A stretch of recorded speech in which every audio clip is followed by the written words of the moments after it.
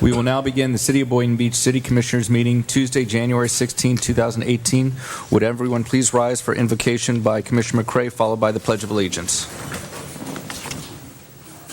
Let us bow to the Creator Maker of all mankind. We come before Thee this afternoon in the humblest manner that we know how. We stand this afternoon first recognizing that Thou art God, and besides Thee there is no other.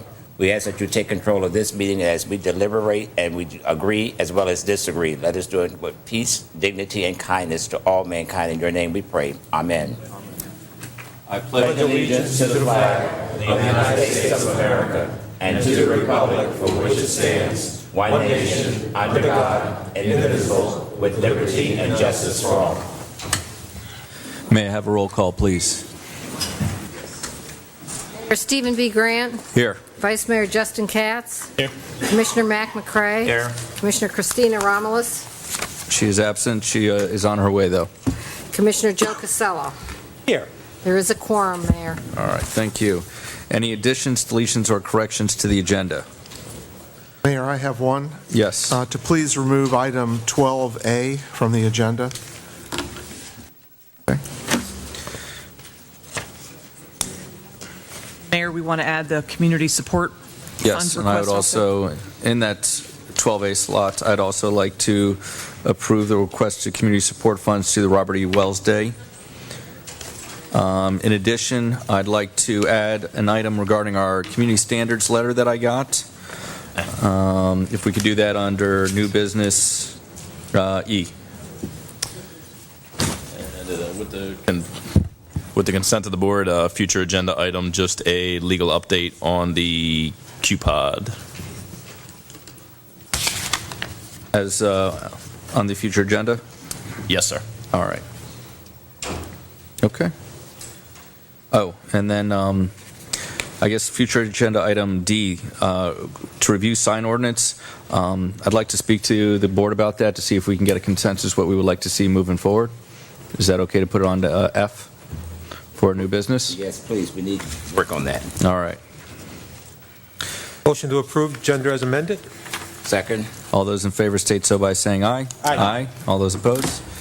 Agenda is approved. Commissioner Casello, would you like to begin on informational items? Well, I did attend the Unity Day down there at the Sarah Sims Park. Carolyn Carolyn's. And I just want to say, it was somewhat disappointing. What we were trying to do there is bring the people out in the community, you know, to get a feeling of friendship and love and all those fuzzy feelings that go with it. And I was very disappointed. I know that we put out some good monies to make that happen, and the turnout was miserable. It was. I don't think there was 75. I mean, I didn't do any head counts, but I really think there were more city employees there and police than there was actual people participating. So I don't know what the answer is. You know, we have these functions to try to bring out the best in the community. I hope in the future that they rally around these type of events and come out and support their communities. Oh, thank you. I'll go next. On January 4th, I attended the honorary employee for our newest employee, Jackson. We came by and have one of our residents loves to help with the recycling. And so we had an honorary employee event for him, and it was really neat and very exciting. I also attended the Celebration of Unity, and I do think there's a lot of work that we need to do regarding both MLK Day, Martin Luther King Jr. Day, and our Celebration of Unity. On the 9th, I went to Palm Beach County Days, where I went to see Gunster and the Palm Beach County Economic Council. On the 10th, I had meetings with Senator Rader's office, Hudson and Powell, and met with Representative Berman, Jaquette, Hager, and Albritton. And while we were there, we were doing a lot of lobbying regarding our appropriations that we're hoping to get. We have 3 that we're trying to go and receive funding from. One is for our Mangrove Park. One is the second one is regarding using the Everglades for reclamation of water, and the last is a fuel cell at our water treatment facility. On December 12th, I attended the quarterly new hire orientation and the Boynton Beach Chamber Gala. On the 14th, I attended the Mayor's Parade over at the South Florida Fairgrounds, which is still going on, and met with Representative Rick Roth there. Commissioner McCray? Thank you, sir. First of all, I attended the Unity Day celebration, but I got there just before it closed. Okay, I'd like to say in regards to what Commissioner Costello said, the reason why it wasn't a lot of individuals there was that the individuals that was over the Martin Luther King Jr. celebration, I guess they tried to boycott it, was one thing, because they felt like we wasn't taking part, the city and the CRA, but we did what we were supposed to have done. And my take on these Unity Day celebrations, I want to thank, first of all, the Heart of Boynton Committee for being here tonight. My take on Unity Day is that I think it should be just one day, instead of having all these little days that falls and said this is going to be a day this month, next month, and everything. If it's going to be unity, let the entire city of Boynton come out for Unity Day, and if we can't get the whole cooperation from this entire city, I feel like it's null and void, like to waste taxpayers' money. That's the way I feel. Thank you. Vice Mayor? Yeah, I met with Andre Park regarding the textile company that's on future agenda items, and I also spoke to representatives from ATS. Commissioner Romulus? Everyone. I do have a quick update that I received as I was coming here from Representative Jaquette regarding our Mangrove Park water and quality improvements. It's actually been added to the Agriculture and Natural Resources Appropriation Subcommittee. So just glad to know that our representatives are up there. They're working hard. They're pushing for Boynton Beach to receive some of those appropriations. In addition, I do want to, if Mayor, if you'll indulge me, just ask for a brief moment of silence, again, in remembrance of the nearly 500,000 lives that were lost when the earthquake struck in Haiti in 2010. This is something that's very important to several members of the community that live here in Boynton Beach. Several members of families were lost during that event, and again, this is something that pays homage and shows respect to those individuals.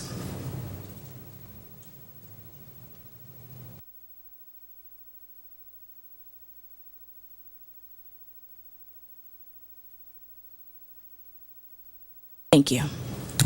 Thank you. Any other informational items before we move on to announcements?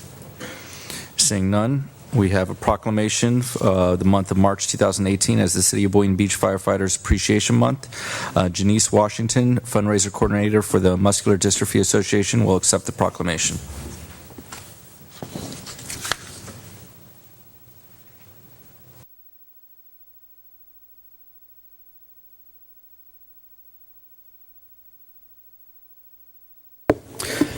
Proclamation. Whereas the Boynton Beach Association of Firefighters is the prime example of public service and sacrifice, displaying the nobility to protect the citizens of our community every day.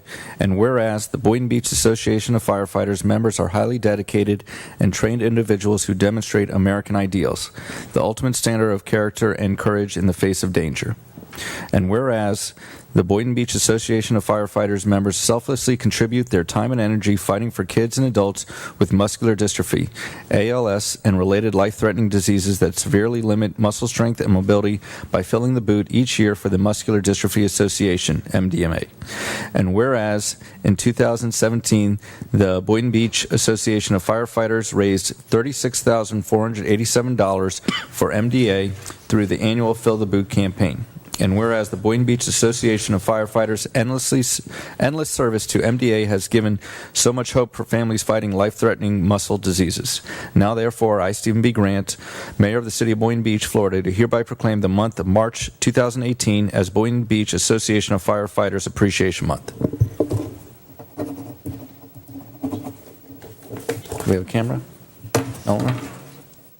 Laura? You got a camera.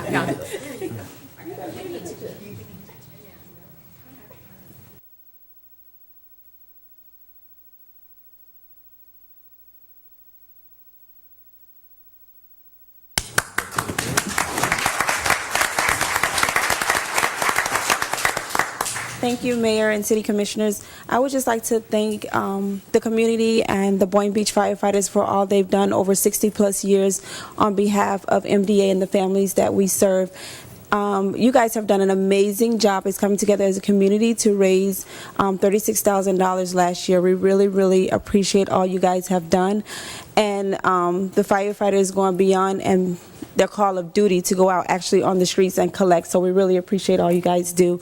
And the families really appreciate our camp this year is moved to Orlando to make it bigger and greater and better. And we wouldn't be able to do that without your help. So thanks again.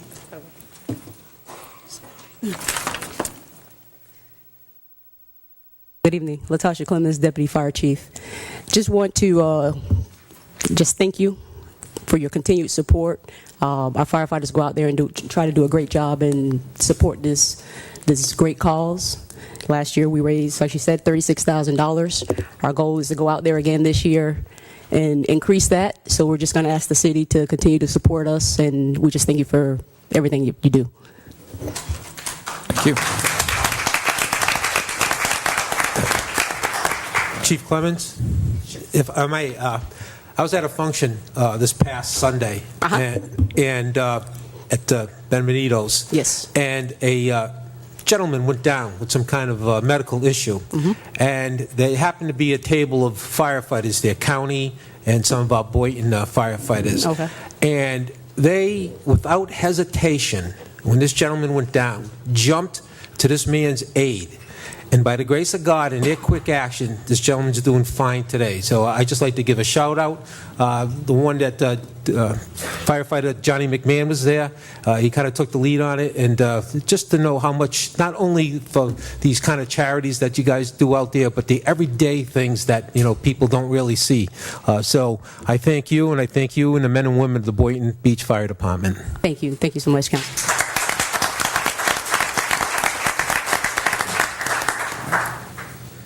Next, we have the announcement of the city's 2018 calendar and introduction of the artist by Eleanor Crucell, Director of Public Communications and Marketing. Good evening, Mayor and Commissioners. Eleanor Crucell, for the record, Public Communications and Marketing Director. And for all of you that haven't met Laura, and those of you that have, this is Laura, our new Marketing Manager, Laura Landsberg, and she's going to be helping us with the presentation tonight. She's been on the job 3 months. This year's calendar was truly a team effort. In addition to recognizing the artist responsible for the beautiful pictures in the calendar tonight, we'd like to introduce our team members, which is Debbie Majors with ADA Coordinator and Debbie Coles-Dubé with Art and Public Places. This year's calendar had 2 goals. Our first goal was to increase our public engagement on our social media outlets, and the second goal was to inform the public that we are truly an inclusive city. We started our search for our favorite places in October when we asked our Facebook fans to post their 2 favorite places in Boynton Beach. We received 120 responses. While they ranged from the obvious beach and Intercoastal Park, we had an immense amount of people that favored restaurants in our Boynton Beach area. So we had a runoff, and we had 236 votes in the runoff.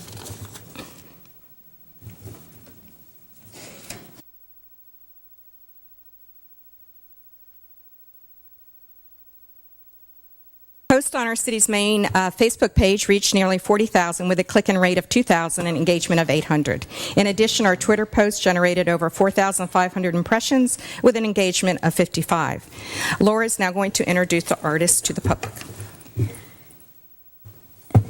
In the top inside page of the calendar, the city highlighted the artist, provided facts about autism, and listed 5 achievements from the past year relating to our autism inclusion program. At an Art in Public Places exhibit highlighting the nonprofit organization Artists with Autism, we met a brilliant, creative, self-taught 26-year-old artist named Brandon and contracted with him to paint the 18 calendar pictures. As you can see in the calendars, Brandon utilizes very bright colors, pure colors, short, blunt brushstrokes to express an emotional, raw look of life. This year's calendar is one-of-a-kind publication that differentiates Boynton Beach from its competitors and provides a strong message that Boynton Beach is inclusive. We would like to commend Brandon for his hard work, and he would like to present you all with a signed piece of his original artwork.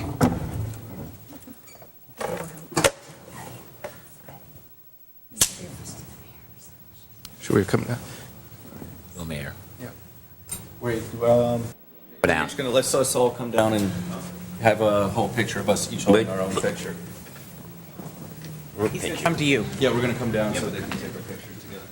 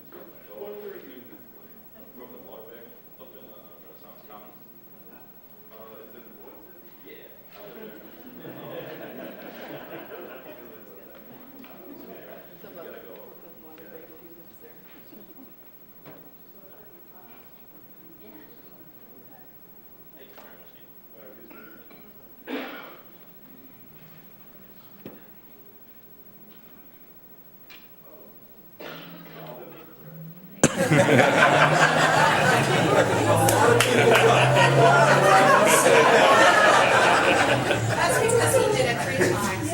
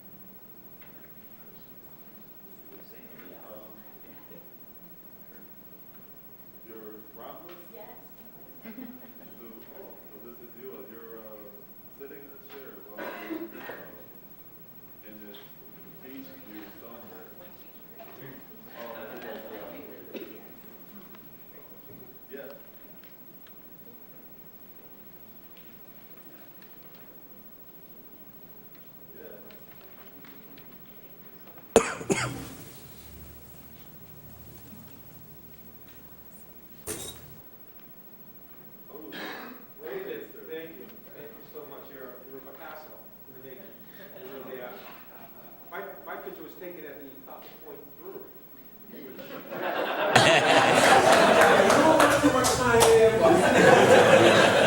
Is it in Boynton Beach? Yes. But it is in my district, so it makes it okay. Support local businesses. That's right.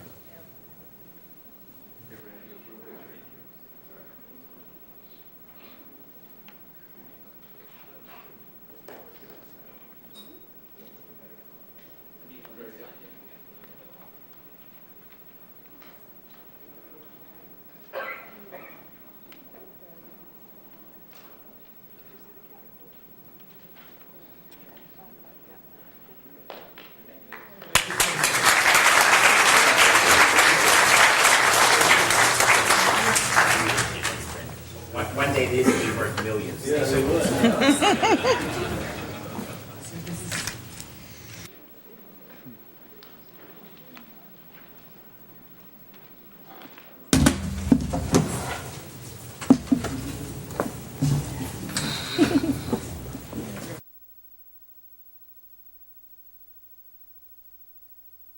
Next, we have an announcement of the special Democratic primary election on Tuesday, January 30th, 2018 for State Senate District 31, which includes all voting precincts in the city of Boynton Beach. Polling locations will be open from 7 a.m. to 7 p.m. Early voting will commence on Saturday, January 20th, 2018 through Sunday, January 28th, 2018 at 3 locations in Senate District 31. Being Ezel Hester Community Center, Hagen Ranch Road Library, and Lantana Library from 10 a.m. to 6 p.m. And again, this is only for people who are part of the Democratic Party. Next, we will move to... Mayor, excuse me, before we go forward, thank you. Lori, we have a new employee at Public Works, and I thought my email that you sent to me said that he will be here tonight. Is he here tonight? I don't like to overlook anybody. Next meeting? Jeff's telling me next meeting. Thank you. All right. Okay. And anything else before we move on from announcements? Seeing none. Public audience, individual speakers will be limited to 3-minute presentations. Please state your name and address for the record before you begin. Good evening. I was invited here this evening by Debbie Majors. My name is Jennifer Percival, and I'm a clinical specialist for transition for Florida Atlantic University Center for Autism and Related Disabilities. If you remember, I was here last year. I coordinate our autism-friendly business program, and last year it was my honor to share that the city of Boynton Beach was our first autism-friendly municipality in Palm Beach County. And tonight I am here to express my pride in this beautiful, beautiful calendar and to really commend the city of Boynton Beach for being truly an inclusive community. You guys do so much more than open the doors and just provide access. You provide opportunities, and this is really a testament to that. So I just came here to say thank you so much, and we really appreciate all that you do, and it's been a pleasure to work with everybody here. Right. Thank you. Before you leave, I took one of those calendars down to Fort Lauderdale where I work at, and my god sister, she has a grandson who's autistic. And when she seen the calendar, she flipped out. She took mine, so I had to come back and get another one. But anyway, for Eleanor, I'm just saying nothing but positive reviews that we have been receiving here in the city of Boynton. Wonderful. Thank you for coming just to share that with us. Thank you so much. Thank you. Good evening.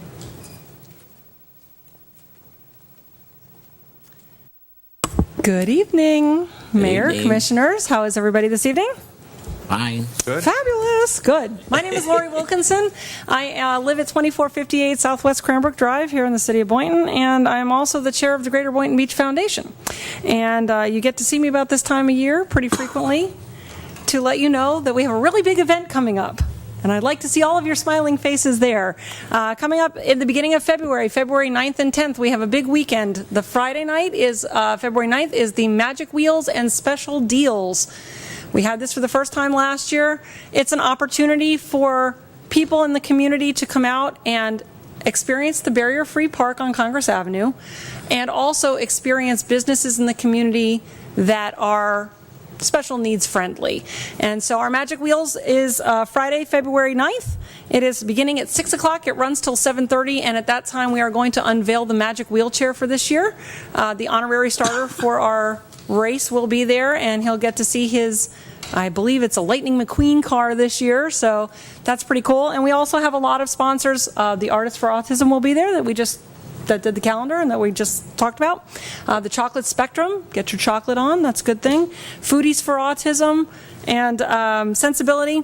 The entire event will be interpreted in sign language, and it is a very inclusive event, but we invite everybody to come out to that event on February 9th. That is the precursor to the next day, which is the big thing, and well, they're both big things, but February 10th, very bright and early and hopefully not too cold in the morning, is our 6th annual barrier-free 5K. So it's our walk, run, and roll, right? You can bring a wheelchair, you can bring a stroller. I roll. You can roll if you want to. It's not tuck and roll, though. It's different, right?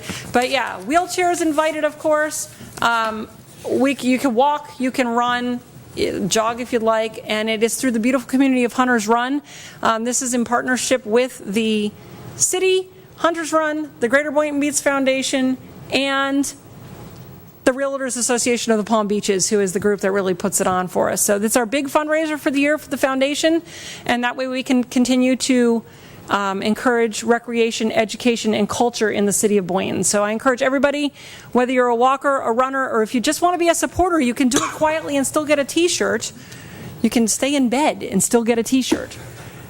Come to the Barrier-Free 5K on February 10th. Come to the Magic Wheels and Special Deals on February 9th. We hope to see you there. And I'm going to be watching to see who's going to run the fastest. So, Laurie, who's the recipient of the Magic Wheels? His name is Joshua Hazard. He, I believe, is 6 years old. He's a student at Royal Palm School. He is completely blind and, well, mostly blind, I should say. Visually impaired. How about that? And he also has a number of other handicapping conditions, various disabilities, and different abilities, as I like to say. So he's differently abled, and his family is very excited for him to be the honorary starter, so I'm glad you asked that. So Josh will be there, and he gets to see his chair for the first time and be in his chair for the first time on Friday night. For those of you that are not familiar, and I know my time is up, but I'll be quick, the Magic Wheels portion of this race is a specially made wheelchair that started off as a Halloween costume for a child in Oregon, of all places. The father wanted his child who was in a wheelchair to have a Halloween costume because the chair was too cumbersome. So he built this elaborate chair around his child's wheelchair, and that has become a nonprofit organization and has spread. So we do a Magic Wheels wheelchair for our honorary starter. So for those of you that are familiar with the movie Cars, Joshua's going to be in a red Lightning McQueen car, and his mom can push it just like his wheelchair, and he'll be able to be a part of the race that way. So thank you guys so much. Hope to see you then.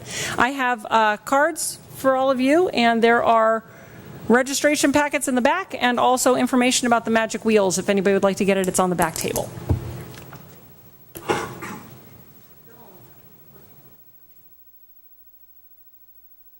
Suzanne Ross, Schoolhouse Children's Museum, and we too will be at Magic Wheels and Special Deals on Friday night. And I'm here this evening with some good news. I'm delighted to report that 2018 has started off with a bang. Between January 2nd and January 5th, 4 days. Last year, we welcomed 542 visitors and sold 9 memberships. This year, in the same time frame, we welcomed 1,211 visitors and sold 20 memberships. It was all hands on deck, and the museum was exploding. A couple of times, we actually almost couldn't let people in. It was so crazy. I'd also think that, at the time, we were not sure how the rest of the month would play out. But interestingly, if we threw today, we are tracking visitation at a 68% increase over this time last year. Memberships are up significantly, and month-to-date income is up 34%. Wow. Further good news is that we ended the first quarter of this fiscal year in the black, on a positive note. Wow. Much of that is thanks to a very generous new donor who's also a part of a private foundation and has made a 3-year commitment to us. We also have been successful on January 8th in securing a grant through the Palm Beach County Cultural Council. So we're off to a great start, and we're thrilled. And as always, we always invite you to come play with us at the Schoolhouse Children's Museum, where learning is an adventure. And I'd just like to say that what a turnaround. The last couple of years ago, we were really kind of dire straits as far as the schoolhouse was going. We didn't know if we could even keep it open at that time. And you came on board there, and you've just righted that ship, and you've got it going in the right direction. And you should be commended, and we're very proud of what you and your staff over there do. So thank you so much. Thank you. Before you leave, I just wanted to do some shameless advertising for your facility.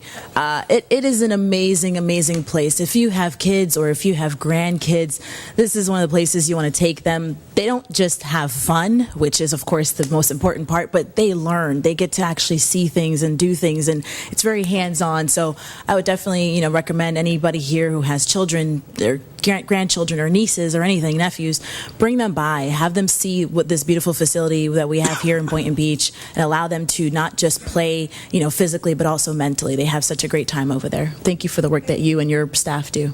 Thank you. Karen Yeho, 8014 Tangalore Drive, 795 Clementon Drive, 156 Via de Pepe, 1305 Via de Pepe, 100 Via Lugano, number 203. I own those properties. Now, I want to thank Steve Grant, the mayor, for showing up in a Create channel to promote City of Boynton Beach. You look great with your dog walking around, and schoolhouse too. That's all. It's wonderful. But I'm here today, it's concerning about elderly abuse. My case is 2016 GA00305 and 4D173213. My mother was taken care by me. I provide for her. I live in her house. I took care of her. So there's not supposed to be a guardianship, anything to ruin her medical privacy, financial privacy, and also personal privacy. But there was a petition filed. Petition filed, and with a whole bunch of lawyers collude together. And on. So in conclusion is that my mother suffered, and I suffered. Even to this day, my mother passed away February 28th, 2017. March 8th, the court-appointed attorney received $10,700 payable from her estate when I'm not even available for the hearing. I was in New York to attend my mother's funeral. March 11, 2017, my mother was buried. And since then, it was on and on, still going on the guardianship. September 13 was a Hurricane Irma. Hurricane Irma, there's no courthouse open for the Supreme Court AO 17-59, no courthouse open. So I found out that my name is no longer on the beneficiary list. I went to the courthouse to check. Guess what? I got arrested. I sent to jail for 16 days and 10 and a half hours. So where's the justice? So this is called what I call elderly abuse. I'm getting there. I'm going to be elder soon. Well, I'm, have a century plus few years old. But this is a great public policy that we had to look into because 2015, the new law was in place for that statute, this restrictive alternative guardianship, FS 744.3316B. Period. You don't have do not have a legal authority for guardianship. Okay? So this is what I come here for, and I want to tell exactly what happened, and people can look into it. Thank you very much. Thank you. Ma'am, thank you for sharing your story. I would also say to please seek out your state representatives and your state senators. They would be the ones that would perhaps be able to change these laws that affected you. So I would also ask you to speak to your state representatives and state senators. Yes, I'm planning to. Good. Very good. My name is Willie Akins. I'm the president of the Heart of Boynton, and I live at 726 Northeast 1st Street, Boynton Beach. I just want to say Happy New Year to everybody here. I'm glad to see everybody's doing well and here today. Today I come to give a notice that I'm inviting you to come to Mr. Wells' Love Feast Festival that's coming up in February. So I'm saying to you, thank you for helping support, and we'd love for you to support and come out and help us support. Mr. Wells is what he's doing is, Mr. Bernard Wright is the pastor over Mr. Wells' assets and things like that. But the most important thing is he's trying to show the history of Boynton Beach and bring it to our knowledge. And believe me, a lot of the kids and things are asking about Mr. Wells. So we're having a love feast for that. So we're asking everybody to come out. Please come out, support us, support him. And let's make this thing a joyful thing. This is in February on the 8th.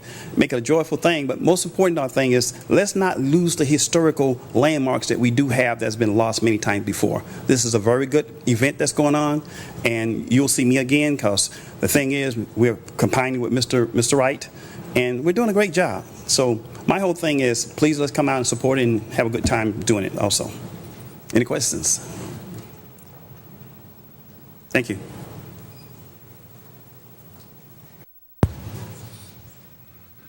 Good evening. My name is Harry Woodworth. I live at 685 Northeast 15th Place in Boynton Beach. I just wanted to talk about progress on North Federal Highway, but before I do that, I wanted to just point out to you guys that Inca has their monthly meetings at the schoolhouse, and Susan comes over there at 6:30, opens that place, and stays till the last Inca member has left. She has, whatever day it is, she comes. She's given more tours of that as members come in and see the school and go, and then she drags them around the school, and she does that selflessly month after month for the last 2 years. So just a quick shout out there. North Federal Highway's had some success recently, and I just wanted to kind of see if we could maybe kick 2018 off with a little more success. There's some low-hanging fruit up there, but, it's not a bad thing. The CRA entry sign is gorgeous. That landscaping there has held up well despite the fact that the railroad drove right straight through it and didn't fix it. Good thing. The Yachtman's Plaza has finally gotten their act together. Matt Bodenheimer, the new project manager there, is working with the people up north, and we finally have somebody locally that knows what they're doing, is committed to working with Andrew Mack and Mark Woods, and some Inca residents are back there, and that place is finally shaping up. I mean, it's been a long row. Good story there. The AmeriGas thing is coming together. I mean, if anybody remembers what an eyesore that was, what a safety hazard with all those tanks and no plan to deal with any of that stuff, and that's coming along. Just a whole lot of good stuff. After 10 years, the trash along the railroad tracks mysteriously disappeared. I'm not sure how that happened, but I certainly know the city couldn't do that, but thank the city for that anyhow. There are still some opportunities. There's a couple years ago, we started working on the U-Haul mess there where the bicycle path is constantly blocked. And I'm saying every single day, and I am not exaggerating, every single day there is a vehicle parked illegally in the bicycle lane at the U-Haul. I think I sent some of the commissioners a picture last week. What were there, 7 vehicles parked there? On my way over here tonight, there was a big U-Haul truck parked in the middle. I think it's been there for weeks. I'm not sure they moved because they're all the same. And there was an illegally parked car. This goes on and on and on and on and on, and it's been years. What do we have to do to fix that? Commissioner McCray, I know you spoke to them. Thank you very much. The next day, they parked 3 trucks there. Lori, I think you were involved in this. I mean, I thank everybody for their efforts, but when does this end? This is low-hanging fruit. Take the business off of Federal Highway. Let us use the bicycle path. You can't imagine what it's like riding down southbound on Federal in that bicycle path and suddenly have to jump out into the lane, and you can't jump the curb to the sidewalk. Please help us with that. Thank you. Excuse me. Thank you for your input. I'd just like to make the police department aware of this. I'm just saying perhaps you all need to start ticketing illegal people that's parking over there. You do it a couple of times, the owner will get the news that they're not going to tolerate it anymore, and they would tell their customers. I'm just saying when you all pass by and see it, I'm just saying, it's your job to do the police, and we just make the rules and regulations. Thank you. Hi, good evening. My name is Sheila Banks. I'm at 1390 North Seacrest Boulevard, Boynton Beach, 33435. I just wanted to come out to say thank you. We lost a couple of family members to gun violence a couple of weeks ago, 2 brothers. And I know a lot of times, sometimes there's a lot of negativity about the police department, but I want to say thank you to the Boynton Beach Police Department. They protect and they served us on this past Saturday. Not only were they there and present, they also donated water to the family, and the Banks and the Frederick family. We just want to say thank you. We really, really appreciate you guys being there. We felt like that you were needed there, and you showed up, and we say thank you. And also on behalf of the Anita Banks Justice for Corey Foundation, we'd like to thank the mayor and his team for your continual support in our fight for justice for Corey. And we just want to say thank you to you and thank you to the community for your continual support. Thank you. Sheila didn't recognize you with the cap on. Now I got you. Yeah. Thank you.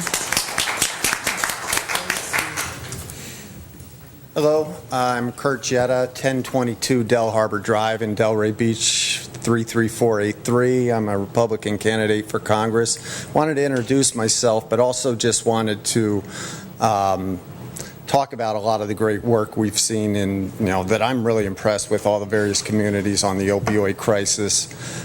There's the Heroin Task Force, there's the Delray Beach Drug Task Force, there's the Sober Home Task Force.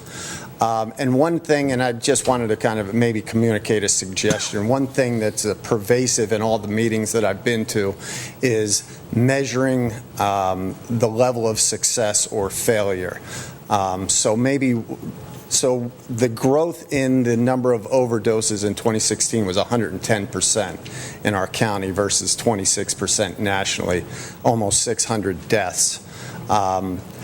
And that actually, there's some encouraging results, particularly in Delray Beach, where it's gone down in the last 2 months, 75%. So if I could make a suggestion, and this isn't just for Boynton Beach, but for all communities, is just making an agenda item to report out 2 pieces of data. How many overdose deaths were there in the past month, and how many just overdoses? and track over time, are we getting better, are we getting worse, and if we're not getting better, there's a lot of great people, a lot of great efforts being applied to make some improvement. I know Dave Ehrenberg, the state attorney, has done a great job showing some leadership. So just wanted to kind of offer that suggestion, and thanks for your time. In regards to that, I do think, and I'm going to go out on the limb, the fire department, they do track that for us, and they do send us out to us like, we get a monthly report. I'm just saying, at least I do. I don't know what everybody else gets. More is making it to report out to the community. Well, we can do that, but I'm just saying we do get a report. Thank you. Thank you, Commissioner. Minister Bernard Wright, President of Bernard Wright Ministries, Robert E. Wells Foundation, and Real Talk Radio. First and foremost, and above and beyond all things, to God be the glory. God bless you. I would like to say this to all of you on the dais.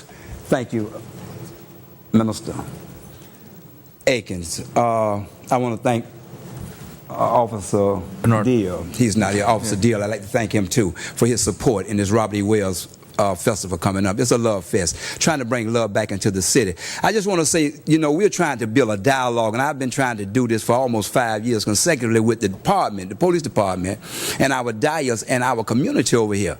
I think this fest where we're talking about a love fest, bringing love back to the community, is historic and it's fundamental, it's foundational, because there's always been love in this wonderful city of Boynton Beach. This city is hurting right now. We're not talking about having an event just to be having an event, just to be spending money, just to have no fun, but we're talking about trying to do things so that we have informational speakers, educational speakers, to try to be a dialogue, inviting all of you all to try to make availability to come out there so that people can get to know who you are, what your job description is, and they won't feel so alienated from our own city government, and they can see that they do have a phone number. They can feel some type of relationship with you all. We are alienated over there. That's how we feel over there.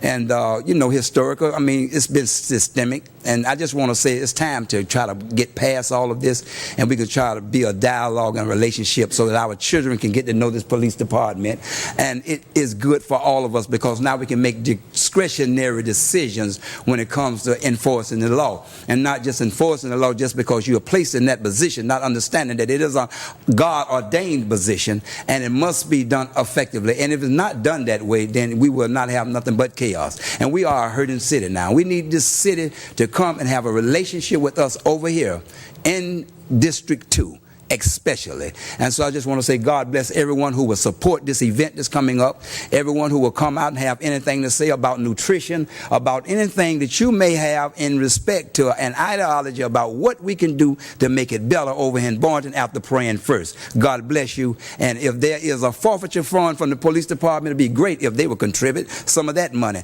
to this event. Thank you, and God bless you, and have a great Happy New Year. Good evening, Maxine Cheeseman, 1818 South Australian Avenue, West Palm Beach, Florida.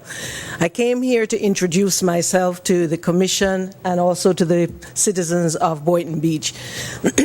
I'm originally from Jamaica, came here in 1979, and I've lived in Miami for about 17 years and moved up here. I've been here for over 22 years. I've done public service for the last 27 years while I'm here, and I've been in West Palm Beach 22 years. I just wanted to say I'm running for Circuit Court Judge. I was formerly a Division Director with the South Florida Water Management District.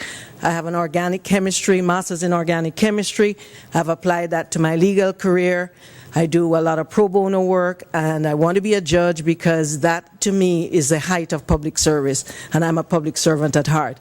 I do have some brochures because it has a lot of information. I'm not going to bore you with it, but if I can leave them up front, then I will certainly do that. Again, Maxine Cheeseman, I'm running for Circuit Court Judge, and the election is August 28th, same day Dr. Martin Luther King gave his freedom speech. Thank you.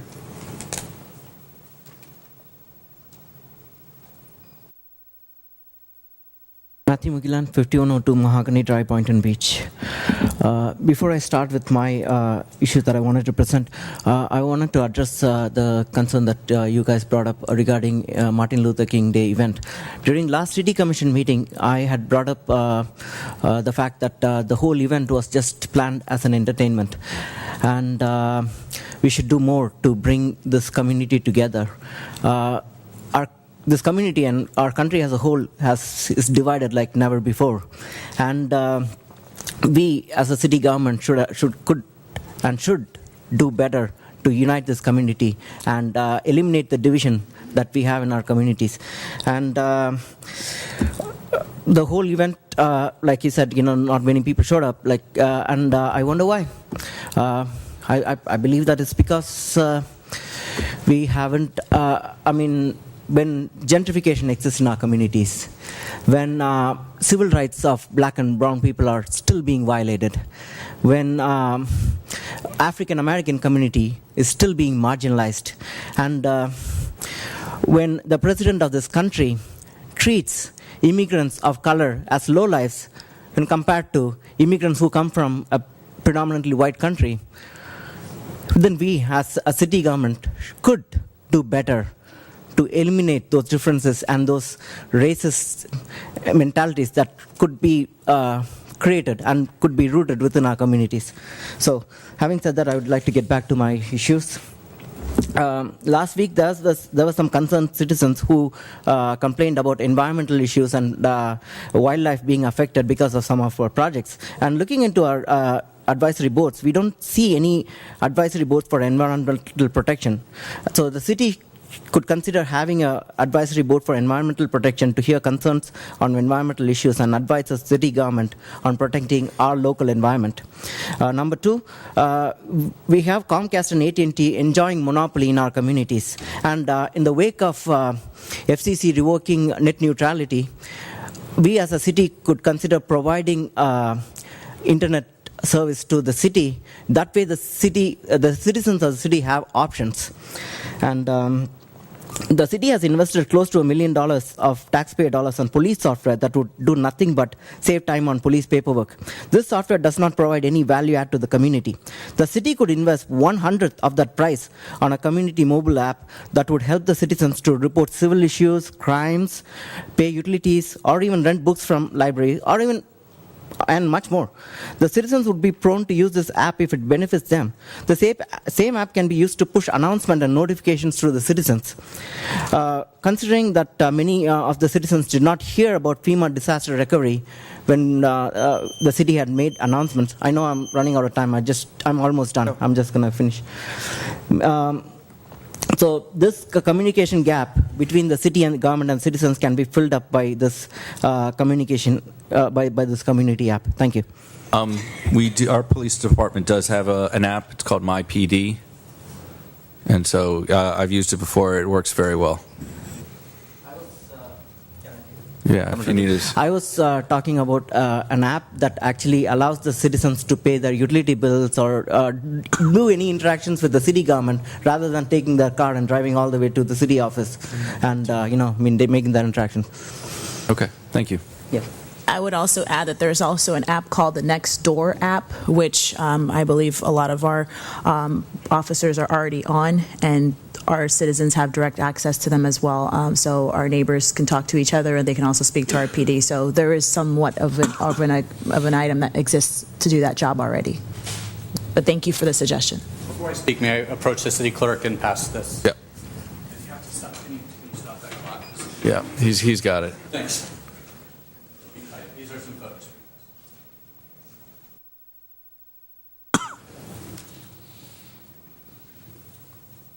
Good evening. My name is Kevin Homer, and I am a Florida native and left Delray Beach for Boynton Beach 2 years ago, where I reside at 2505 Lake Drive North. I still serve on the Code Enforcement Board for Delray Beach, so I have a great appreciation for the time each of you serve for this great city and her residents. I have now provided you with photos tonight as well as to each of your emails earlier. Having grown up in Palm Beach County, I've learned that in each city in South Florida, they all have their pros and cons. While Delray has the beaches, Boynton Beach has the expansive intercoastal waters filled with protected natural areas throughout. We have a major situation which is getting worse by the week, and I'm concerned that if we do not take immediate action, not only will we be affected, but future generations will be scratching their heads, wondering why we failed to address the following concern. In the attempt to save time during public comment, I have made the choice not to rally the troops and keep this to a minimum. Just north of the Boynton Beach Inlet and to the west of a protected bird sanctuary harbors a group of anchored vessels on a protected seagrass bed south of the posted sign which states no mooring. None of these boats are owned by residents or taxpayers of Boynton Beach. While some of these boat owners live aboard their vessels full-time, others have admittedly been caught by the Boynton Beach Police Department dumping their boats, while one person even used this area to store 3 boats which were posted on Craigslist for sale. In my short tenure here in Boynton Beach, I've witnessed several situations in which these boats become unsecured and damage your residential properties and protected habitats both in and out of hurricane season. Examples would be $90,000 of damage to the Gateway Marina during Hurricane Irma, and most recently, this past Tuesday to the Harbors, a condominium community in Boynton Beach. This morning, another boat's anchor slipped, 3 anchors, as I learned from one of the police officers who's here tonight, and Sea-Tow came to the rescue as the boat is one of 2 which does not have proper means to move itself out of this area. According to your website, it is the police department's responsibility to protect lives, property, and constitutional rights for all its citizens. I believe this group of police officers do just that. One of them they have an open line of communication with the residents, and one of them even takes calls on his days off. Unfortunately, they can only do so much to control this issue. This issue is a challenge faced by several municipalities up and down the Florida coast. 2 weeks ago, the Coastal Star published an article about this ongoing problem. The difference is that in other cities, they're taking a proactive approach in forcing owners to store their boats in marinas and other private areas. This is a city, an environmental and safety issue. Again, two of these boats are not properly operable. In the event of an emergency, they cannot move their vessels on their own. It can also be assumed that these boat owners are not properly disposing their waste. Very hard to prove. If you are not aware of what I'm sharing with you tonight, you have now been informed. I would suggest you speaking with a maritime attorney or other officials in other cities, such as Jupiter, who have addressed these same hazards immediately. And I truly hope this does not fall upon deaf ears. Thank you very much.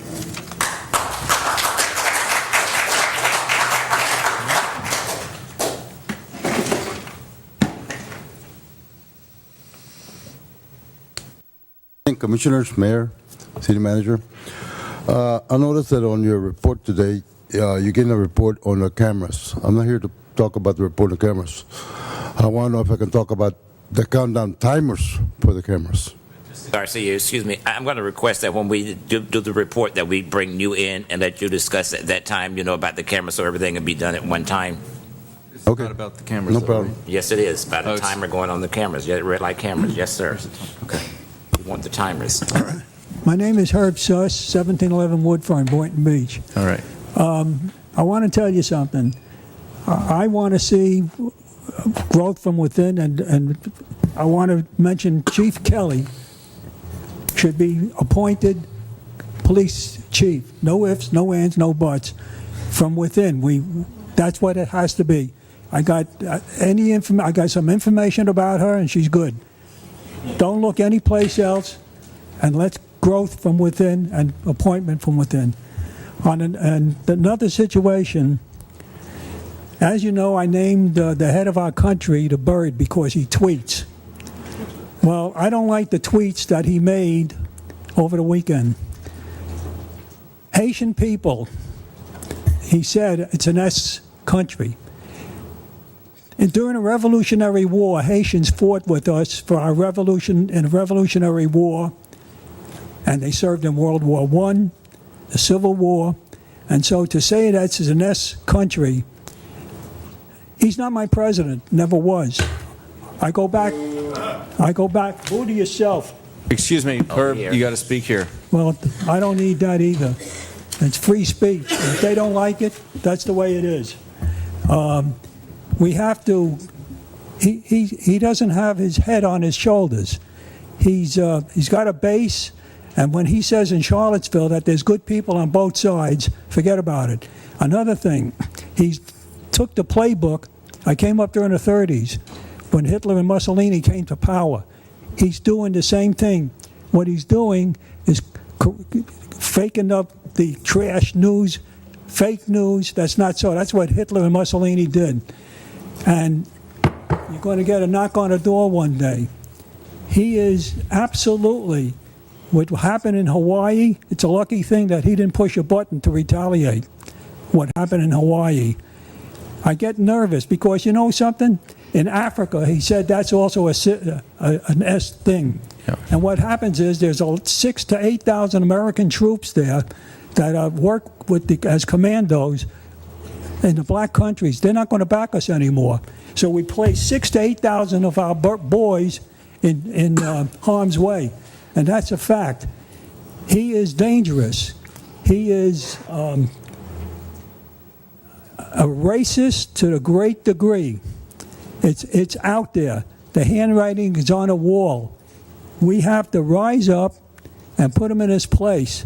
When he can say that Haiti and Africa and other countries are S countries, I got news for you. He doesn't belong in that White House. He's a nut. I was involved in real estate in New York as a broker, salesman, and I can tell you plenty of stories on what he did. And I'd like a few extra minutes. A few extra seconds? Well, a few seconds, sure, because Okay. other people did.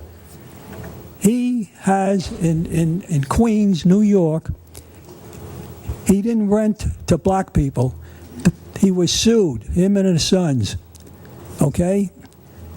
And he was found guilty, and they had to pay and rent to black people. All right. So this is what we're dealing with. And if the newspapers back there don't report what people say at this the podium or at this meeting, they're not doing their job either. Thank you very much. Thank you.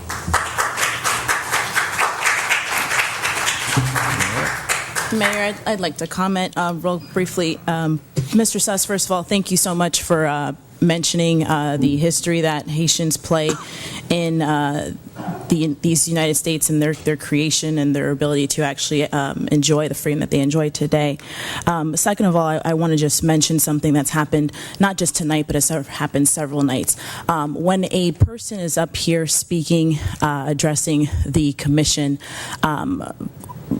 individuals calling out from the public should not be tolerated. And Mr. Mayor, several times this has happened, and unfortunately you have not addressed it, so I will. This is not the place for that. Whoa. And in addition, respect should be shown to people here speaking at our dais, at our podium, whether or not you agree or disagree with what they're saying. So, Mr. Mayor, I would ask that you please ensure that the individuals sitting in this audience respect not only this city, but they respect the individuals that are speaking at the dais or at the podium. It's very important that we do that. This helps to exercise decorum, and it maintains the respect that the city of Boynton Beach deserves. So I'd ask that we address this and we maintain this decorum in the future. Thank you. All right. Well, Commissioner Romulus, I thank you for your comments. And so as for the dais, if you'd like to speak, would you please raise your hand, because now I will call and make sure that only one person is speaking at a time. When Herb Suss was speaking, I was looking at him and not the audience, so I did not know who normally speaks. I have thrown out people in the past for speaking out of turn, and I will pay closer attention to the audience and not necessarily the speaker, because I thought it was more important for me to look at Herb and make sure that he got his message across. I understand that there was someone from the audience that commented, and it was not nice, but I wasn't aware of who it was, and I will make sure that I will do a better job making sure no one else speaks when someone is speaking. Thank you. Yes, Commissioner McCrae. Thank you, Mr. Mayor. I'd just like to comment. First of all, you said that you have had people thrown out. You have not had people thrown out. You have asked them to leave or to be removed. You've never thrown anybody out. Okay. Okay, thank you. All right. Don't worry, you're good. We're moving on to administrative.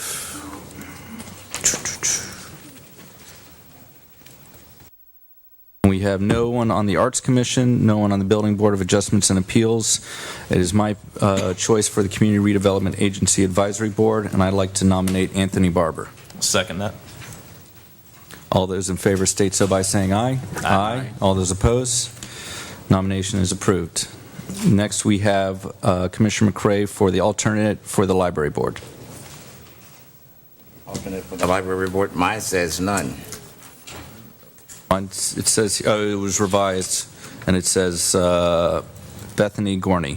What's the name again? Because they did not give me a revised copy. Bethany Gorney, G-O-R-N-Y. Motion. Second. All those in favor state so by saying aye. Aye. All those opposed? Nomination is approved. Moving on to consent agenda, would someone like to remove an item? I would like to remove items C and G. Is there anything else? Seeing none, moving on to item C, proposed resolution number 18-010, approved contracts for the Community Development Block Grant sub-recipients as adopted in the 5-year consolidated 1-year action plan on August 1st, 2017, resolution R17-066.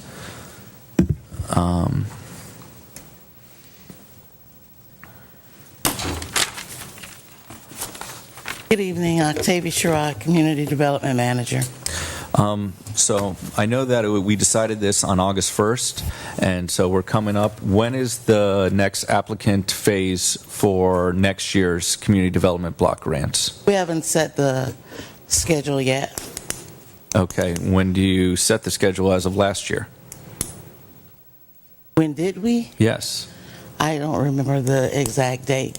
The city just completed the contracts with HUD. They were just, we would just receive them and send them back, I believe in November or December. So we haven't set the schedule yet. Okay, so you do not know what month we approve the contracts based upon our action plan on August 1st? Based upon our... August 1st, there's a 5-year consolidated 1-year action plan, resolution 17-066. My question is that you don't know what the dates are for this year regarding that action plan. I'm asking what was the dates last year for the action plan so the that... action plans are always due August 15th of every year. Now I'm understanding. Okay, yeah, so that's what I was trying to see is that it's opening, you don't necessarily know when you're going to open, but any nonprofit organization that wants to get the HUD funding, they have to do it by August 15th. Prior to that, we will do advertising. When we get our schedules together, we will have it advertised on the web and every place else that's available for that process. And hopefully you'll once we haven't established this year's schedule for the application, the public meeting for input, and all of that stuff has not been determined yet. Okay, and we're working on it. There'll be an announcement in this year's public. That's Would you like me to notify the commission? I'll have Octavia send me an email when she sets that schedule and yes, please. That's kind of want to make sure that as soon as you know that we know. Yeah. Okay. Yes, board member, Commissioner McCray. Thank you, Mayor. Mr. Rod, in regards to this, I'm just saying when it's posted in more than one language, right? Yes. Thank you. That's what I want to get it for the public. Thank you. Okay. Yes, Commissioner Romulus. And I would also like to ask, what efforts are we doing this year to think outside the box, as I requested last year, to make sure that individuals and organizations are aware that the funds from HUD are available? We haven't started working on the process yet. I have not started that process. I'm just completing my stages and moving along. But I will certainly get with Eleanor to work with me on improving the process. That's great to hear. Thank you. Else from the board? Seeing none, may I have a motion to approve? So moved. Second. All those in favor state so by saying aye. Aye. All those opposed? Agenda item is approved. Moving on to item G, the 2016-17 Annual Grants Report. One of the things that I saw about this report is that we have a specific person or employee that deals with each different department. Like, where is it? For Recreation and Parks, it's Stephanie Sopla. And we have a Recreation and Parks Advisory Board. And so my concern is that, or question is that can we get the citizens more involved?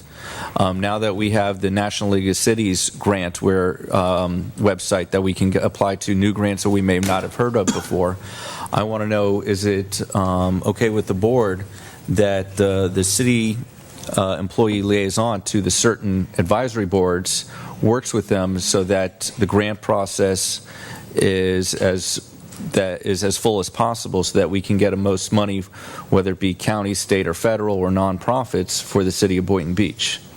The reason why I ask this is that when we did the Bloomberg Philanthropies Mayor's Challenge, it took a lot of people to get that done, and it was from a lot of different department heads and from the citizen input. And I feel that using our advisory boards to help with the language for those grant application may allow our city employees to apply to more, so that we can use the efforts of the advisory board to help the city make money. Yes. I'm in favor of, using the advisory board, number one. I'm just saying, but, as many grants we have out there, as many as we could tackle to bring money into this city. Not that you're not doing a good job. I'm just saying, as long as we can get more money coming in, I'm in favor of that. Whoever we have to pull to the table, I'm in favor of that route. Ms. May, does it take a certain degree of expert to write grants? I've never written a grant, so I mean that's great. The advisory boards, the more input is always a good thing. But as far as actually writing the grant itself, that takes a little expertise, does not? Debbie Majors, Grants Coordinator. It depends on the grant application. Some of them are very straightforward. When you're writing to a state or federal agency, usually it's very straightforward. When you're writing to a foundation, it requires a little more skill in how you write. But it's always, well, I shouldn't say always, but most of the time it's more than one person writing a grant.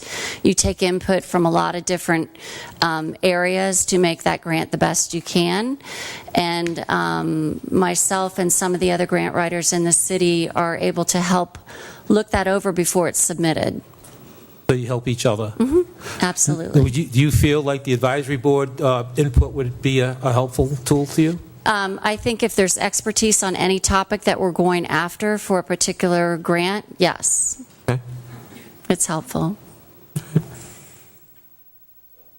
Okay. Yes, Vice Mayor. I would just request that we leave it, to the discretion, because I wouldn't want to create a rule that mandates we do this when there are grants that don't require it, or, as stated, or more kind of mechanical and prescribed. If seen fit to, refer one to an advisory board, I think, I'd be supportive of that. But I don't know if we should prescribe that the grant process be turned over for revisions and input necessarily when the experts might be capable of doing it as is. Okay, Commissioner McCrae. Thank you, Mr. Mayor. I thought that's what you and I were saying. I'm just saying, if there's an expert from like the Parks and Rec Board that maybe they help you, this is what we're saying. We're not saying change, the plans, a change in midstream, whatever tactics you could use like to get help. This is what we're saying, more input is good. I'm just saying, that's all we're saying. That's all I'm saying. Let me speak for myself. And yeah, this is more of the discretion of the chairman of the advisory board and the employee liaison with that advisory board, so that like the historic resources advisory board, I know that we lost Warren last year, and so someone from that board may be able to help with the grant process because we lost his expertise. And so I'm just more or less saying that to have it on the advisory board's agenda for them to work with the liaison if it's possible. So that's okay? Yeah, that's okay. All right. Not So, changing anything.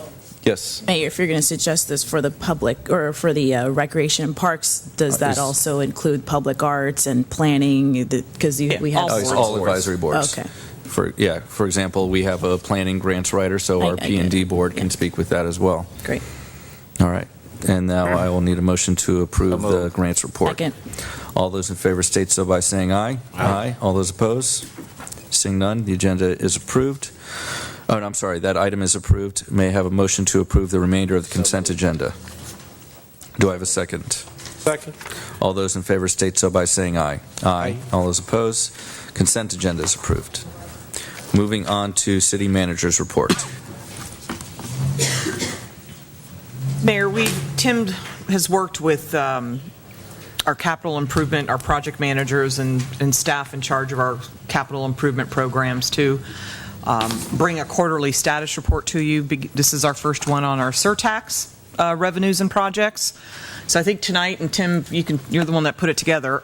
We want to talk to you. I know the format's a little difficult. We want to kind of talk to you and see what basic information you think you want to see. We can get very complex or keep it very simple in terms of the funding, the project list we've approved, the funding that's available, and the status, say, of the project. So we want to get your feedback tonight on what we do have in the agenda and let us know if that's meeting your needs. Thank you. Good evening, Tim Howard, Assistant City Manager. Like Lori said, in front of you is the first quarter report that we put together. If you remember, for the government surtax, the current fiscal year is basically a large portion of our capital improvement plan, which means there's a lot of small projects, and the back pages that are attached here show all the individual projects that are approved in that plan. I tried to modify some columns as far as if they had been awarded or if they've been spent. What we've done really up to this point since the beginning of that surtax is that you've awarded some paving, sidewalks, and those types of issues, along with a couple small projects. So we're just getting it going now. I sort of look into the future that the back pages are going to be the sort of the model. We're going to expand on comment sections if there's issues with projects or if they've been awarded or processed or paid. But it was really just an open stab. The one page was a summary of what's happened up to this point, just to give you an idea of what occurred last year. We made decisions in, I think it was August and September, so it was late into the fiscal year. But we did do some with different types of, we piggybacked some contracts for paving. We did some local sidewalk work with some local vendors. So it's really for your review and comment. If you don't have any comments tonight, feel free to send them to me, and I'll work on the future quarters. But it's just a start. Yes, Commissioner McCray. Thank you. And you answered my question, Tim, because you said you're going to expand the comment section, because I was like saying, why is that so small? Right.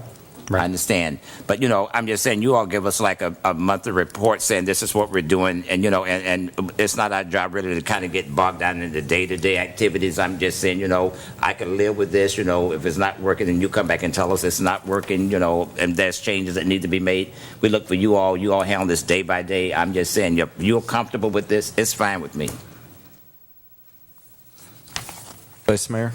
Yeah, I think it's sufficient. I'd ask for one change just for my own curiosity's sake, if possible, to just add a district column and identify by number. I'm just curious, for my own curiosity's sake, where the money's going.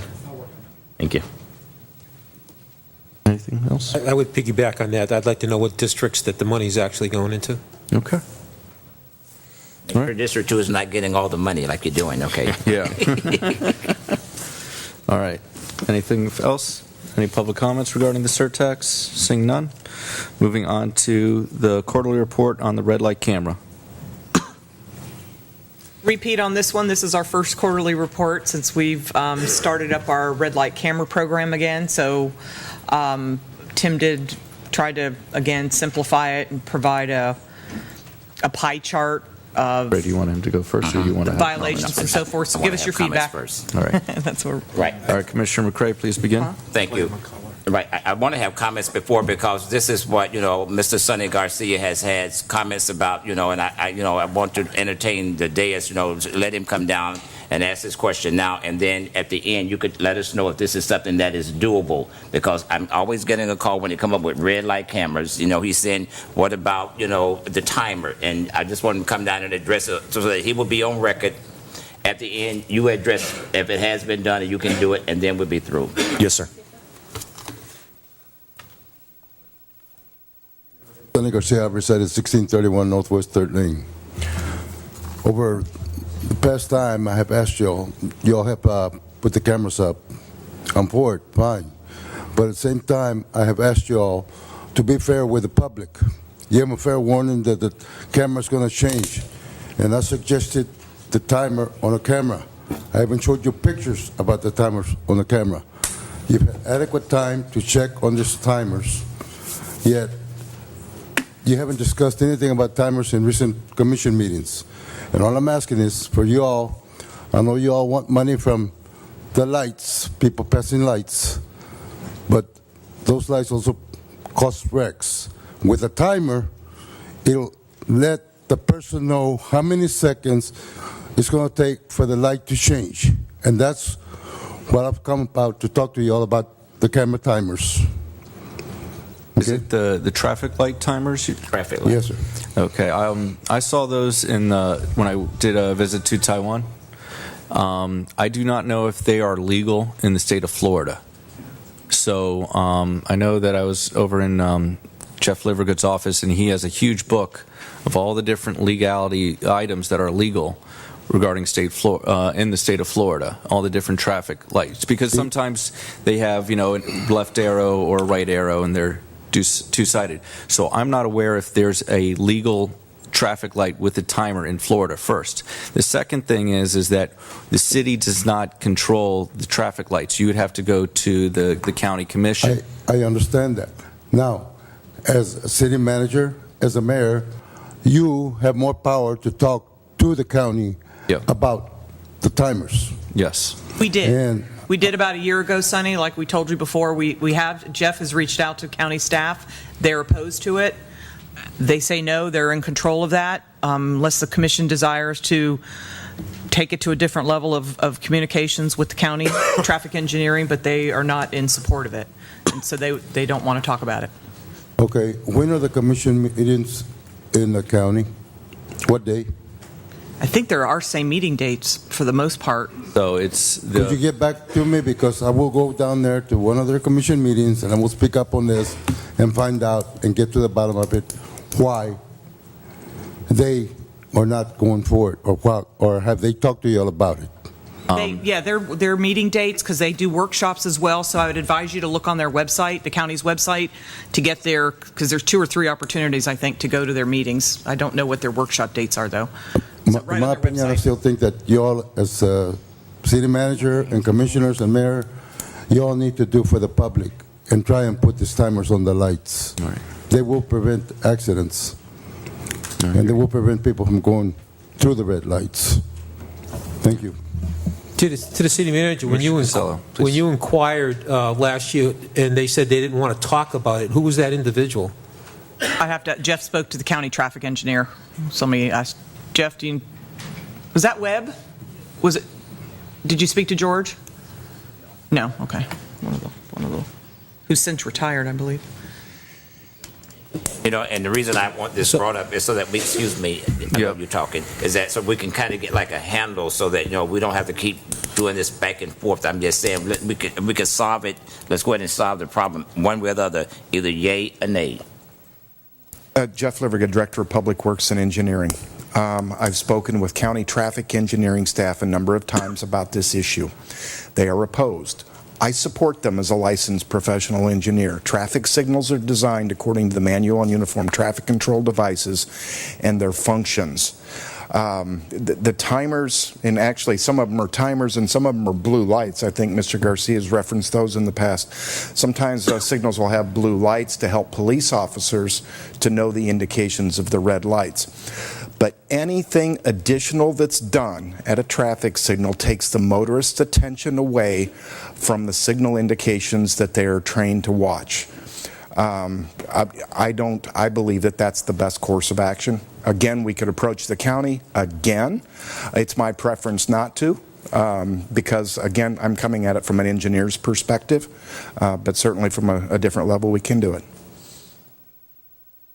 My opinion myself is that I think that people are more scared to run through a red light because they're watching the cameras. Thank you so much, Mr. Garcia.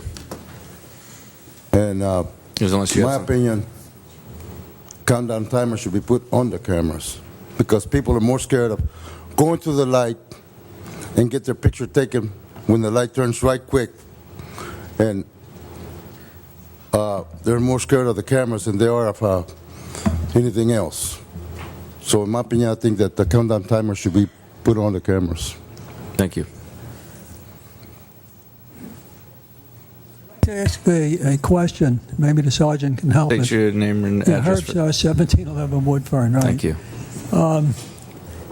A lot of times, I know, and I do it sometimes, other people do it, when you go and make a left or a right turn, okay, and let's say there's a camera at a given intersection, and with traffic moving left and right and everything, if you're, let's say, making a left turn, and you're already in the intersection because of traffic, you don't want to cut nobody off, what happens as you're still in the intersection and the light turns red? What happens then? And you proceed safely because you don't want to crack into anybody. The sergeant will answer that question. Oh, okay. All right. Well, In his we presentation. have in his presentation. Do you have another question? No, that's it. That's All what right. I want to know. Thank you so much. Thank you.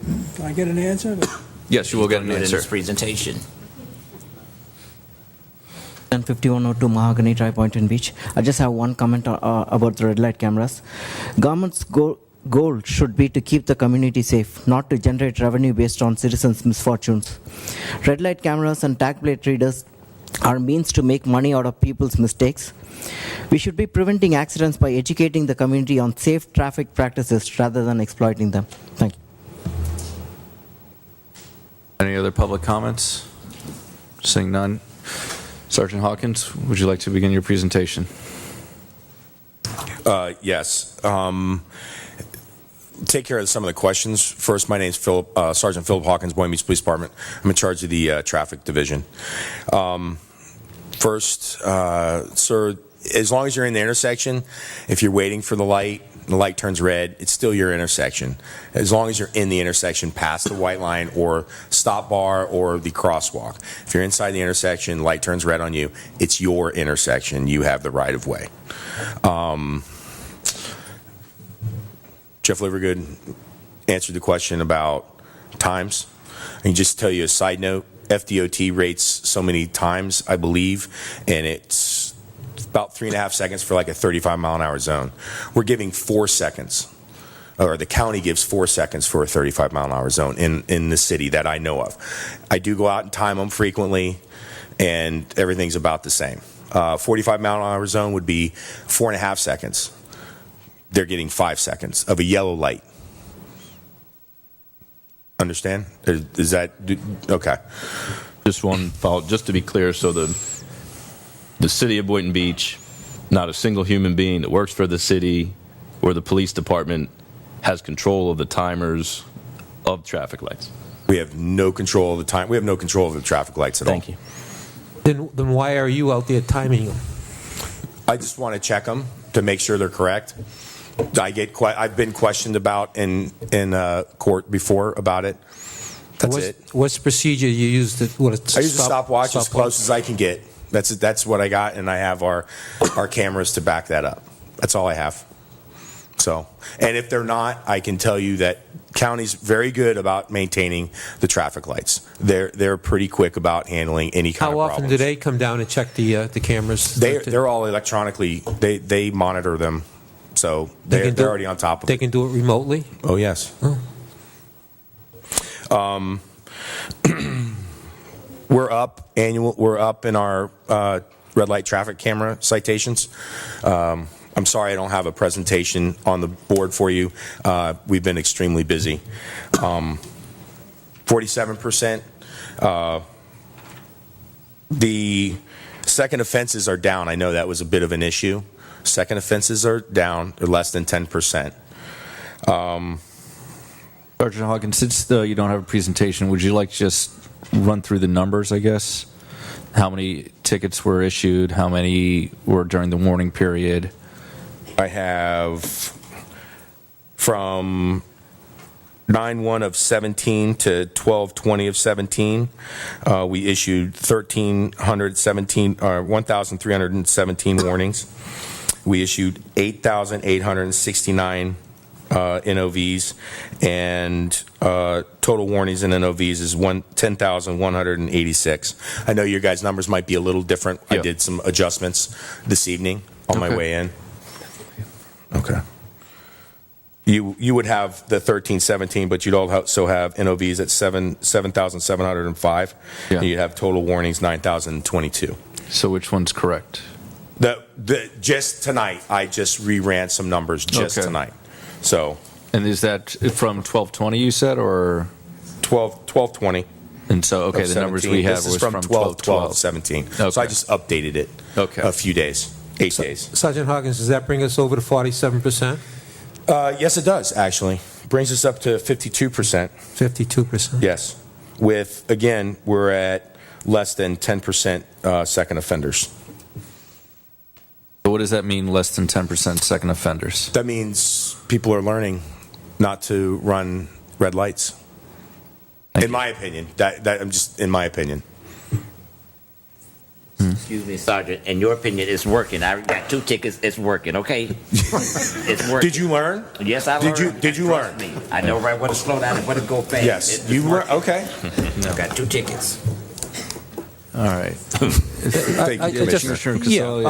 And I'm not here to debate the red light cameras. That's not what this is about. I think this commission has made its decision known where we stand on red light cameras, and I'm fine with that.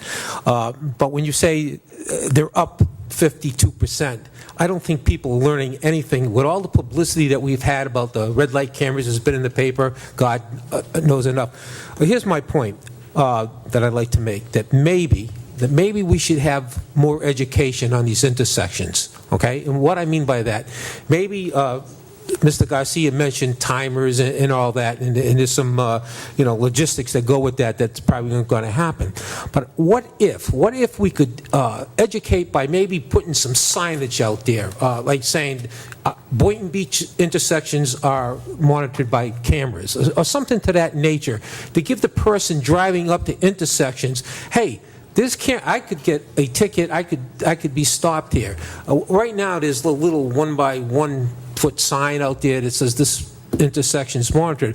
But something maybe a little bit bigger, or maybe a little further down the road, just to say that our intersection. We don't only have to say what intersections there are. We don't want the people to know that. I understand that. But put them, spread them out through the city to say our intersections are monitored by cameras. Something that do you think that? And the other thing I talked to the city manager today about is that we've already got built into the budget, the city budget, the income that we're getting from these cameras. And right now we got it estimated $100,000. Could be more or less. But maybe some of those monies that we could use to piggyback on some of the programs that already exist, maybe to go into these schools, the middle schools, the high schools, whatever. I think we all agree that this new texting law is going to pass this time in the legislature. So maybe we could tie this intersection cameras and texting going through the intersections, make some type of educational program to help this. I just can't believe that if we go on to what Mr. Livergood said, that he doesn't want to take away the distraction. He wants the people to pay attention to the traffic signal and doesn't want to add any other hardware to that signal. Up 52%, people are not paying attention for whatever reasons. And I know, the second offenses don't occur. I just don't know how these numbers get to this point, this high, with all the publicity that we have about red light cameras and all the talk about it. So my suggestion here is tonight is that we look into maybe putting some signage out there through the city, just to put another thought in a person's mind as they're pulling up to an intersection. And maybe we can piggyback on some kind of educational programs to start getting into these younger drivers. That's my whole spiel today. Absolutely. We can do that. So yeah, if we can make the signs as big as the state law allows us to make it, because I know that we each have a sign for each intersection. I think those are at law. I think we could maybe, we'll have to work something out. whatever. Maybe rent a couple signs, put them out. No, I'm just, we have a permanent sign, I know, at the Congress in Boynton Beach Blvd. And so is that the biggest sign that we can... That's the sign. Those are county roads, too. Yes. So we're going to have signage and permitting issues with the county. Okay. Yes. Is that something we can look into? Commissioner Costello, it's Yeah. not your turn. Okay, thank you. Vice Mayor? And I love Commissioner Costello. He is a friend. I consider him family. But I do enjoy standing opposed to him on some of these suggestions. I'm gonna sound like a jerk here. This might be the teacher in me trying to teach a lesson, but I'm going to save us all the time and money by giving everybody a 10-second lesson on the red light cameras. One, they have nothing to do with the actual light itself, so you don't have to worry about the red light cameras. All you need to know is that green means go, yellow means proceed with caution, and red means stop. I think that, and I love my fellow commissioner, my friend, but people know these cameras are here in the city. I believe the percentage of people who are receiving tickets that are residents of the city is around 25 to 30%. So the overwhelming majority of people in the city aren't getting these tickets. It seems like people who aren't from the city might be either not as concerned about traffic safety in a neighborhood or an area they don't live in, or maybe they're not as aware. But I think that, since everyone is aware that you shouldn't run red lights, I feel our signage is sufficient that says photo enforcement with a traffic light icon as you approach the intersection. So I know that, as concerned as I am, as Commissioner Costello is about the safety of residents, if we all just adhere to the basic knowledge of the functioning traffic light, we should be okay. And I would add to my good friend's comments there is that I would equate this to like a classroom of sorts. If you had a lesson plan and 52% of your students were failing for whatever reason, you might want to change the lesson plan. So, But I'm going to interrupt in that. Is that if 90% don't get a ticket, that's an A, right? I was going to say that if 90% of my students who had failed on a previous test passed all subsequent tests by not getting a second ticket in this what's becoming a belabored comparison. Wait a minute. Yeah, I think that the third time that these 90% of individuals who offended but have yet to reoffend are proof positive that they don't want to get another ticket. All right. And does the board mind if Sonny Garcia has a second opportunity at the podium? No. Mr. Garcia?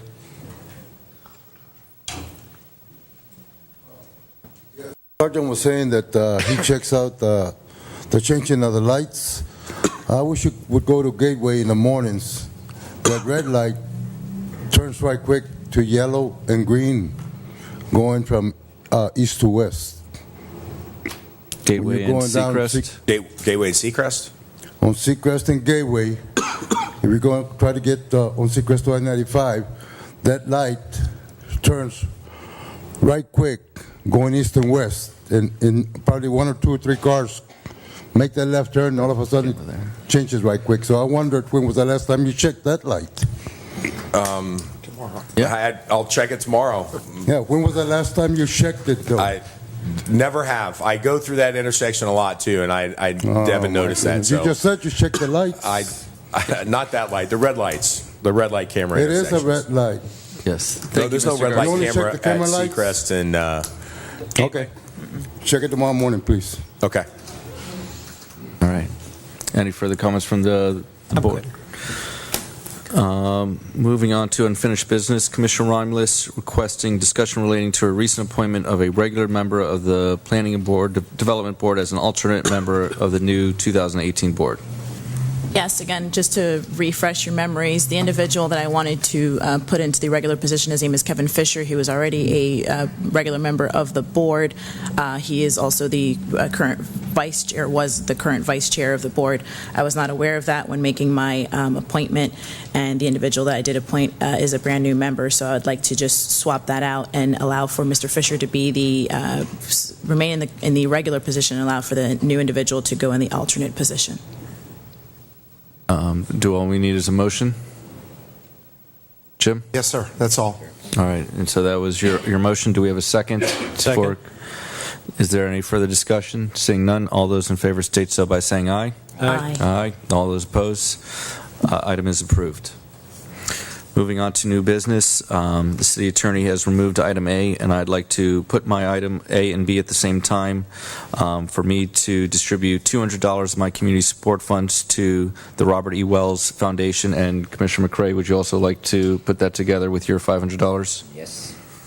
While we're on the subject, I guess we'll just retroactively do it. Judy, if you can fix that later, I'll go ahead and contribute $250 out of my funds to the Robert E. Wells Day Foundation as well. I think it's important for us to celebrate our history here in the city of Boynton Beach, and thank you, Reverend Wright, for your efforts and your work on this. Any further comments? May I have a motion to approve? So Second. All right, thank you. All those in favor state so by saying aye. Aye. Aye. All those opposed? Seeing none, motion is approved unanimously.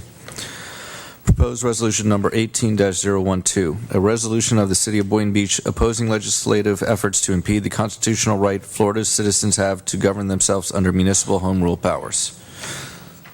May I have a motion to approve? Moved. Second. Is there any discussion from the board? Yes, there is discussion. What I would like to add to this resolution is just the fact that as we sit here and we speak about home rule, we need to be aware of the fact that we have House Bill 9 that is an issue here, I believe, in the state of Florida, and also for several residents here in this city of Boynton Beach. So when we speak about home rule, we need to be aware of the fact that things like this, bills like this, violate to an nth degree our home rule abilities here, where the Florida legislature is proposing to usurp our local police department to do their bidding on immigration and that is just a violation of our constitutional rights and our ability to defend our home rule. So I feel that if we're going to support this resolution, we must also be willing to condemn acts like this from the legislature. Thank you. Further discussion from the board? So we're passing as written? The resolution? Yes, that is correct. All right. May I have a motion? No, it's already been motioned and seconded. All those in favor state so by saying aye. Aye. All those opposed? Seeing none? Motion passes unanimously. Next is authorize the mayor to attend the National League of Cities Conference, Congressional City Conference in Washington, D.C., March 11, 2018 through March 14, 2018. The mayor is requesting the city pay for the registration fee and one night's hotel stay. So moved. Second. Commissioner McCray? Discussion. Yes. Yeah, I'd like to know why you only stayed one night. Not that is my business. Okay. Well, I'm going to stay at my parents' house. Oh, okay, that's good. Go ahead. And I'm also, and because of such, I'm going for leisure to visit my family. I'm not also requesting for the flight. So I'm paying for the flight as well myself. You answered it. Let's go. All right. So thank you. All those in favor state so by saying aye. Aye. All those opposed? Motion passes unanimously. Next, we have item E. I received a letter from Community Standards about the new chronic nuisance property code ordinance number 17-012. Mark, could you come up? I have some questions about the letter. I thought you meant you received the chronic nuisance. Yeah, I received the letter. At your residence? Yeah. Oh. So, I'm sure, hopefully I'm not the only one. No. Yep. Yep. Oh, Yep. okay. So, Mark, I got the letter, and so I'm guessing that I'm currently not under any sort of watch, or can you please explain what the letter explains to each property owner and how we're moving forward so that we don't have people violating our community standards by parking in the bike lanes or parking in sidewalks or letting their property fallow? It's a whole myriad of things. For the record, Mark Woods, Director of Community Standards. The letter that you received is a mass mailing that was sent out to all of the business owners in the city. Basically, it was informative to just advise them that this new ordinance had been passed this past summer and that the city is actively enforcing that ordinance going forth in the coming year. We've been meeting as a group, a team of representatives from all over the city to look at these issues, using the data to direct where we're going and how we're going to proceed further. And this is just to advise the constituents that we will be coming. So no one will be taken aback when they get the notices. All right. My next question is, I see that the email is called eyesore@bbfl.us. Yes. And that's going to be manned or monitored, between normal business hours, just like the phone number? Yes, in our division. Okay. And so let's say someone's neighbor is not following community standards. They would send a picture and an email to the eyesore@bbfl with the address, and that would mean community standards would go out to look at the issue? The first thing would happen is we take a look at what it was that they were complaining about. Okay. Because this generally is for criminal activity, if it's something that rises to that level, we'd send it over to the police department to investigate it first. If it isn't to that level, then we go ahead and investigate it from a community standards standpoint. But yes, that would be the procedure. Okay. Yes, Commissioner Thank you. Craig. Mark, I got with the city manager this morning, and since it looked so formal, because I got a lot of calls too from individuals who own property. Next time you all do a mass mailing like that, if you all just put in there like informational only, that save a lot of calls that you've been getting as well. Yes. After we sent it out and started getting some of the calls, we realized that we probably should have just said you're not in violation somewhere in the letter. Or just put information only, that's all. Thank you. Mr. Woods, I'm sorry, go ahead, Yes, Commissioner. Let me just say to you and to your team, I'm going to give you some kudos and a little bit of a shout out because I know you probably don't get it very often. I'm pretty sure people are calling more so to complain about certain things, but I just want to relay some information regarding a constituent that's been having some issues, and one of your members, I can't remember her name right now for the life of me. Keosha, just how dedicated she has been to work with the individual, making phone calls back and forth to really accommodate for the constituent. So I commend you and your staff for your dedication to the citizens of Boynton Beach. And, your job here, though individuals may find it annoying sometimes, I think it's for the betterment of the city and for the improvement of the community. So thank you, and thank you to your staff for what they do, to your team for what they do. I appreciate it, and I'm pretty sure others in the community do too. Thank you much. Okay, I'm going to go a different direction. I was down at MLK today, right by where the community police station is, substation down there. Yes. Left-hand side of MLK Boulevard. Those lots down there heading west on the left-hand side, they're atrocious. They're a mess. Yes, and we have cited them. The process for vacant lots is a little quicker than it is for conventional violations. The conventional violations takes several weeks to get through fruition. Vacant lots are a little faster. It takes about 3 or 4 weeks for us to get somebody out there to clean those vacant lots. But we're actively doing it. We've had a little more rain in the month of January and late December than we anticipated. So lots are growing a little bit faster than they normally do in the winter. We got everything from living room rugs to building materials in different piles going up to the left-hand side. And we clean them as fast as we possibly can get a contractor out there to clean them. Okay, thank you. And that's also called illegal dumping. Yes. Thank you so much. Thank you. All right, and then the last item that we also moved up was under future agenda items D. I requested the staff to review the sign ordinance as it relates to people holding signs in the public right-of-ways. The main concern that I had is that I was going to CarMax, and there was someone there holding the sign and screaming at me to turn around and go to his business. And then as I was leaving, they were holding up, I guess it was probably a 3-foot by 5-foot sign blocking my view of traffic. And there was, and also yelling at me to go to his business. And luckily for me, I stopped at the stop sign because there was a public truck running along. I'd like for the city staff to regulate people holding signs similar to our feather banners, that it has to be part of regulation, because currently we have sign ordinances that prohibit someone from having a symbol more than 25% of their sign. So I'd like to have people holding signs. I'm not saying that it shouldn't be allowed. I'm just saying that it has to be regulated, that the business has to apply for the permit, that is only allowed for certain times during the day, and that is only allowed for 180 days, similar to our feather banner policy.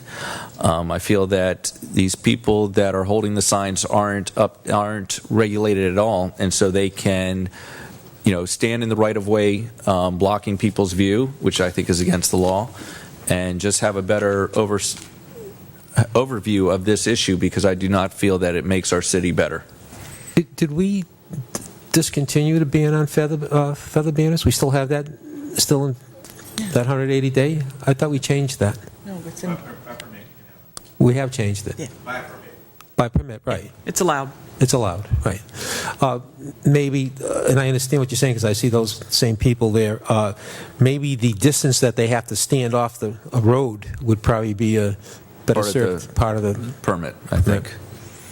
Commissioner McCray, thank you. Thank you. Yeah, I'm looking at this from another aspect. I thought you was talking about like the homeless people that be standing in the right of ways, like coming off of Boynton Beach Boulevard and stuff like that. That's panhandling. Well, but we need to address that. I don't know what we going to address it, but That's coming up in March. okay, March. It needs to be done sooner.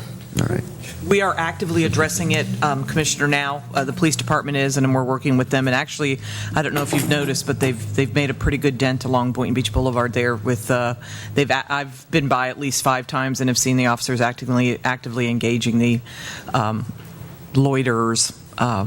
So we will have a report for you. I wanted Captain Bonifair had asked for about 60 more days to let them continue to enforce a variety of statutes that address. Well, my comment is address this and bring that back to you. If I may. Thank you. My comment is, Lori, they might be putting the dent in it, but I don't know how they know when I get off from work, when I go by there, I'm looking at it. All right. Yeah, they're working on it, though, I promise. All right. And so what I'm requesting from the board is just more or less a consensus for staff to put forth a sign ordinance for people holding signs similar to our feather banners. Take a permit out. And then that permit process, they'd have to stand X amount of feet off the road, blah, blah, blah. Yes. Fine. And do I have a second? Yeah, I'm going to second it. All right. All those in favor? Aye. Aye. All those opposed? All right. The consensus is unanimous. Is there anything else for the good of the order? I would just say let's, as staff creates that policy or whatnot, let's just remember to exercise some caution. We don't want to prohibit or tie the hands of our local business owners here in order to prevent them from doing business in the city. So let's just keep that in mind as we do that. Absolutely. And I'm going to have to change the seats up because I can't keep on looking back and forth. So I'm going to go to the end for our next meeting. Otherwise, I can't. I can't always look. When I'm looking at the podium, I have to. So I'm going to move to the end. Whatever makes you comfortable so you don't be in violation. Where am I going? Thank you so much. You're going to go just one more down. All right. May I have a motion to adjourn? So moved. Second. Meeting's adjourned.